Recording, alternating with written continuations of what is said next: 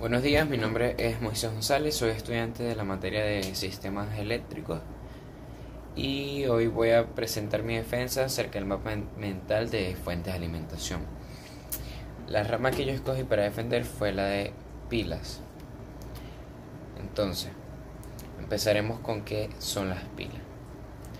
Bueno, las pilas son dispositivos electroquímicos que transforman la energía química en energía eléctrica mediante una reacción llamada redox, es decir, una reacción de oxidación y reducción. En palabras más simples, dentro de una pila lo que ocurre son reacciones químicas que liberan electrones, y esos electrones viajan a través de un circuito externo y producen corriente eléctrica, que es la que hace funcionar los aparatos eléctricos.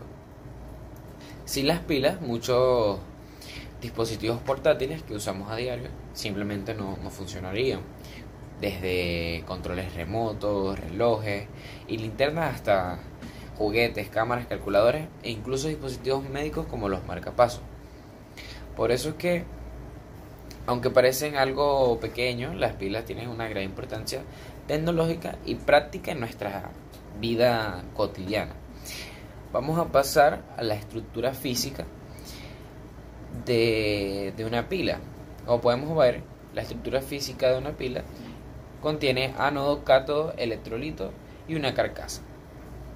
El ánodo es el polo negativo de la pila y bueno, en esta parte ocurre la oxidación, que es cuando los átomos pierden electrones y esos electrones son los que viajan por el circuito externo generando la corriente eléctrica.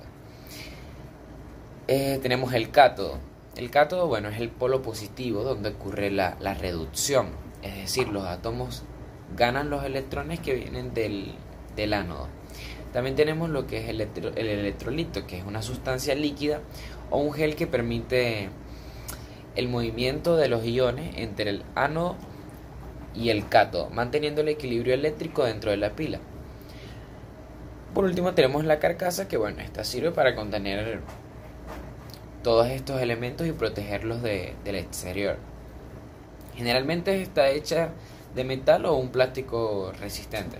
Y bueno, en conjunto estos componentes hacen posible que se mantenga el flujo de energía hasta que las reacciones químicas se agoten y la pila deja de producir corriente.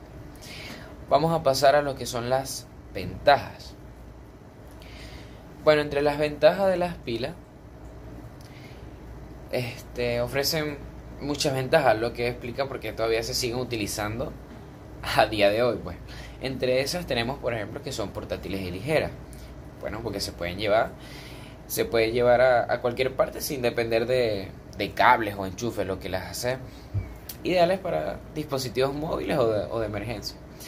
Otra es que no requieren mantenimiento. A diferencia de otras fuentes de energía, las pilas no necesitan lubricación, limpieza ni revisión constante, solo se colocan y ya. Disponibles en múltiples tamaños y voltajes. Bueno, existen pilas de diferentes formas y capacidades, desde las más pequeñas de botón hasta las más grandes tipo D, lo que permite adaptarlas a todo tipo de aparatos. Fáciles de usar, bueno, son fáciles de reemplazar. Cuando una se descarga simplemente se cambia por otra sin necesidad de herramientas ni conocimientos técnicos. Precio accesible también y bueno, gran disponibilidad porque se consiguen fácilmente en cualquier tienda, supermercado y tienen un costo bastante bajo comparado con otras fuentes de energía. Pero bueno, estas ventajas han hecho que las pilas sigan siendo una de las formas más prácticas de obtener energía portátil. Sin embargo, no todo es positivo, ya que las pilas también presentan algunas desventajas importantes. Vamos a verlas. Entre las desventajas tenemos que no son recargables. La mayoría de las pilas comunes, como las alcalinas o sin carbón, no pueden recargarse. Una vez que se agota su carga, deben desecharse. Otra desventaja es que son contaminantes, porque bueno, contienen metales pesados y químicos tóxicos como el mercurio, el plomo o el cadmio. Y entonces si se botan junto con la basura, Esta puede contaminar el suelo y el agua, afectando gravemente al ambiente. Tienen una duración limitada. Su vida útil depende del tipo de pila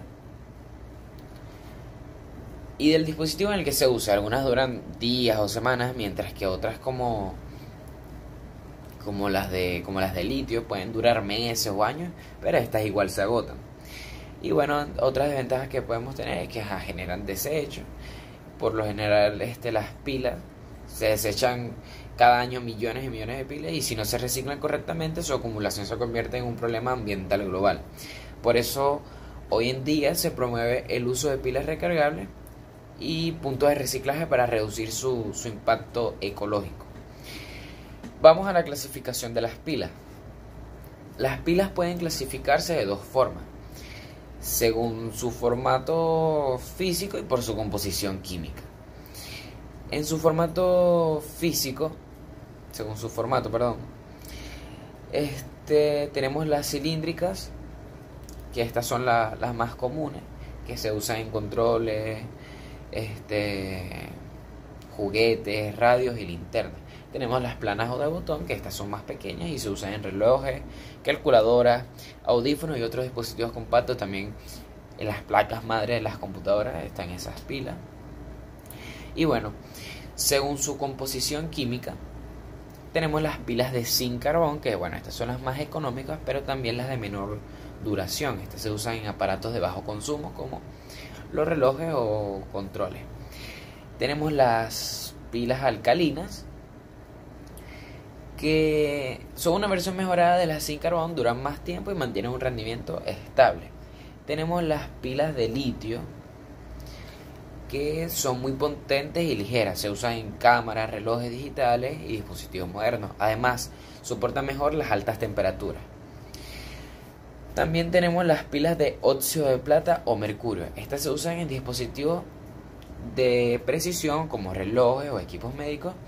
Tienen una descarga muy estable, aunque hoy en día se busca reemplazarlas por su contenido contaminante. Pero bueno, esta fue toda mi defensa. Muchas gracias por su atención. Espero les haya gustado.